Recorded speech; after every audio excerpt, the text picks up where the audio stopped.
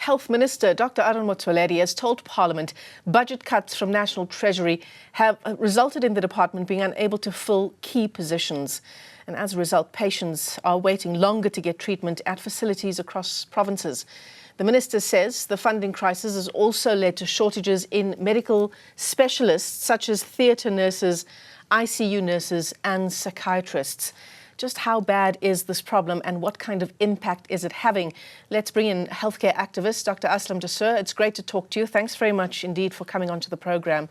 And what a worrying story it is, Dr Dasoo, especially when we take a look at vacancy rates, not only for doctors, but for nurses as well across provinces. Good afternoon. Good to be with you, Shal. First, let me just say that none of this is surprising. It was to be expected. When one has regard for the fact that the government made an unfunded commitment to increasing salaries for public servants last year of 7% and above, and we knew at that point that it couldn't be funded, and the typical approach of the state is not to look at the politician-heavy portfolios that they have, which are to a large measure, surplus to requirements, but they go for the soft touches: education, healthcare, municipal services. Hence, we find that those particular services suffer great budgetary deprivation and obviously dysfunction as a result. The public health service has been a punching bag for the budgets over the years. And, it's rich for the Minister of Health, who has presided over this situation, to simply come out and say, well, the patient experience is poor because of these budget cuts, as though they have nothing to do with it. It's called spectator syndrome disorder. Mm-hmm. It's when those who preside over the disaster then sit there and say, don't you think that's terrible? Oh, that's just awful. So we are not impressed by their concerns over the budget cuts. They have allowed the situation to develop. And what is the worst part of that is that it is a service so vital to the people of South Africa, with a national asset that is their heritage, that is so poorly mismanaged by these people that it boggles the mind. And they should not be given room to continue with this kind of gaslighting, saying, oh, it's something else, it's not us. It's just rubbish. Yeah, spectator syndrome, the shock and horror that's being bandied about in Parliament at these sittings, as if these disasters have come out of nowhere. You talk about education and healthcare. Education as well, we've got thousands of teacher posts that are meant to be cut as a result of a lack of funds.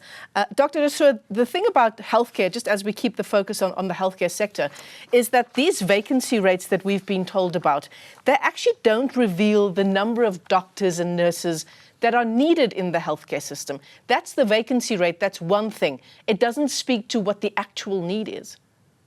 Yes, that is equally shocking. So you've had an administration in charge of the health system for the last 30 years. And the fact that they can't even make that connection and optimize staffing ratios is a proximate cause of the dysfunction at the facility level. Which, and it's easy. In fact, we have a very current example of it with this viral video from this individual who very articulately demonstrated his great unhappiness with what is going on at Helen Joseph Hospital. And, that is emblematic. I'm sure that there are millions of people who use the public service. And I must just say that up to 90% of the population is dependent on the public service. One would expect a sensible government to give 90% of its attention and its focus on that. But there's none of that. They are more worried about an NHI, which is nothing but paper at the moment, and about setting up boards and so on, when in fact, the actual facilities where healthcare is delivered by the professionals trained to optimize that delivery platform is repeatedly undermined by the provincial authorities, who don't have a clue about the fact here, for example, that they are presiding over the most complex set of and comprehensive set of healthcare institutions on the continent. It is shocking. This, and I want to just relate how that works. So when this individual put out his video, the MEC went to see this situation at Helen Joseph as though she'd waved a magic wand and it will all clear. But the more interesting thing is that she visited together with the Premier, with this individual at the hospital. He was moved to a private hospital for 2 hours. When senior clinicians at our own hospitals even ask for such an engagement, it's ignored. And when they make a critical comment about it, they are charged with insubordination. So what you have is a complete disjuncture between the management of the health system and the actual health service that is delivered under great duress by understaffed facilities, by health workers who go above and beyond the call of duty, and where the courtesy is the first thing to go when you've been working for 36 hours non-stop, and empathy is very thin then. But the patients, of course, will their relative experience is with doctors and nurses. They don't know about the background administration. And so you can expect that the unhappiness will be there. And what do the politicians do? They hide behind that. Last thing I'll say, 40% of our annual healthcare budget of about 270 billion rand, up to 40% of it is compromised. The president himself told us this a few years ago when he said that the health budget is the most plundered of all public services. So and it was 30% then, it's easily above 40% in Gauteng.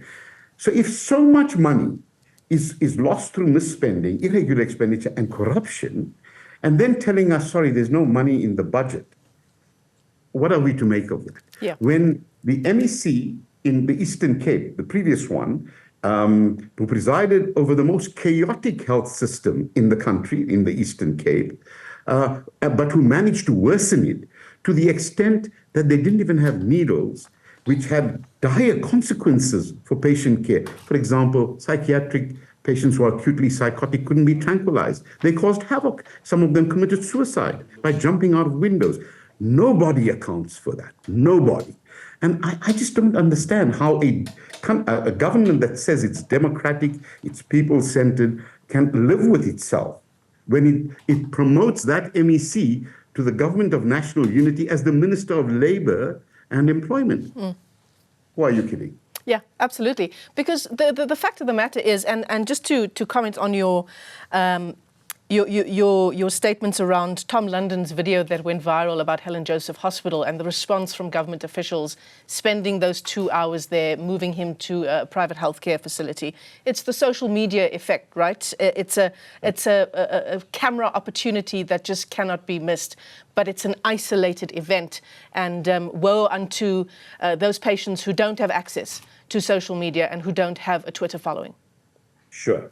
And I must say, doctors, right throughout their training, the ethical conduct where empathy with and courtesy towards patients is an abiding part of their training, of their education. And then when they train in facilities, the seniors tend to mentor them.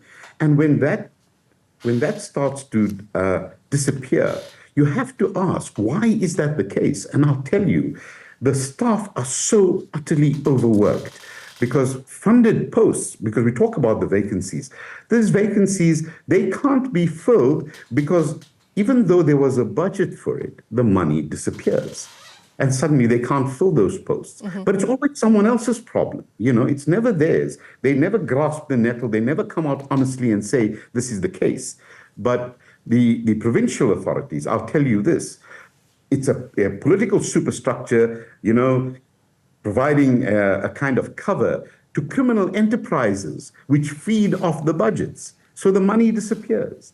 And then you get the fact of Helen Joseph Hospital. Our hospitals in Gauteng have not even been improved in the last 30 years in terms of the infrastructure. All of the hospitals have the same problems that Mr. London identified at Helen Joseph. When the fire happened at Charlotte Maxeke, patients were decanted to other hospitals. Charlotte, Helen Joseph being one, they had no capacity to handle all the psychiatric cases. They had to keep them in the casualty section. Psychiatric patients without psychiatric nursing care. There was chaos. It was like walking into a medieval horror at that time. These effects that Mr. London saw when he spoke about a mentally ill patient right across the bed from him who shouldn't be in that ward is the tail end of that dysfunction. When cancer patients are, denied care at Charlotte, and the minister said, "Oh, well, Charlotte's the only place they can get cancer care because there's no cancer care in Limpopo. That's no longer available, and in Mpumalanga." What is he saying? That happened on his watch, that the cancer care in those regions dropped. Now he's lamenting the fact that there's no cancer care in Charlotte. But his department has the money to do it, the Gauteng Health Department, and they don't spend the money to get, and patients die as a result. So the net effect of these budget cuts will be increased deaths of people, not just the employment situation. You have to equate it to the end point. These budget cuts equal increased mortality.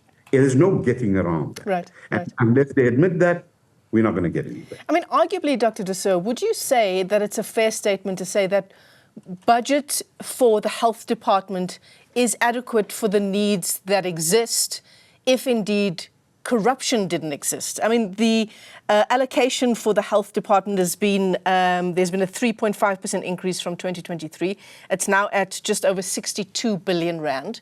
Mm-hmm. Is 62 billion rand able to stretch far enough for the needs of our health department? In an ideal world where there's no corruption and things are efficiently run, it's more than enough. Of course, it's more than enough to cater for those who use public services. But, of course, we're not in an ideal world. In fact, we're on the other end of the spectrum here. So the corruption is deep. I don't know that they can simply, eliminate the corruption because it's now systemic and it's been allowed to develop. And it plays into the further politics of the province, as we saw that there was a great reluctance to form a similar government of national unity as our provincial unity as they have in the national. And that's quite easy to see why. When you bring in other parties there who are going to take over those portfolios, they're going to recoil in horror at what goes on there. And I mentioned Charlotte, and this is an interesting point. Charlotte Mateke Hospital burns down, and it's chaos. And 3 weeks later, the Department of Infrastructure Development here says it'll take 1.6 billion and about 5 years to fix. The Department of Health doesn't have that money, so they go to the Solidarity Fund. During the time of COVID, Solidarity says, sure, we'll help, but we need an independent assessment. Their assessors came back and said, we can get 80% functionality back in 6 months, and it'll cost 600 million. So what was the other billion for? Mm-hmm. Well, we found out from the police. The police issued a forensic report, an expert forensic report, showing that this was a dedicated arson attack by experts to cripple the hospital. But no further investigations were done. In fact, the Gauteng government has gone completely silent on that. And it's really shocking when the Department of Health goes to the Department of Infrastructure Development and says, hey, the Solidarity Fund can do this for us. And they say, no, it must go to our preferred procurers or providers. And so you're dealing here with a deeply ingrained, systemically corrupt administration.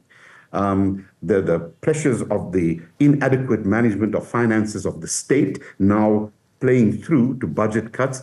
We've had successive below inflation increases for the health department, which would still have been manageable if the other problems were not there. But that has just compounded issues.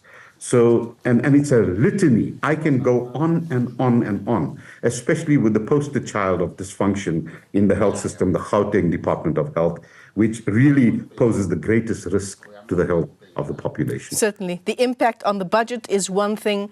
The impact on the ability to deliver services is another thing. And of course, there is the impact on life, on preserving life in the health sector. Dr. Aslam Dasoo, let me thank you for your time this afternoon. Healthcare activist Dr. Dasoo joining us there as the Health Minister tells Parliament that budget cuts have resulted in his department being unable to fill key positions.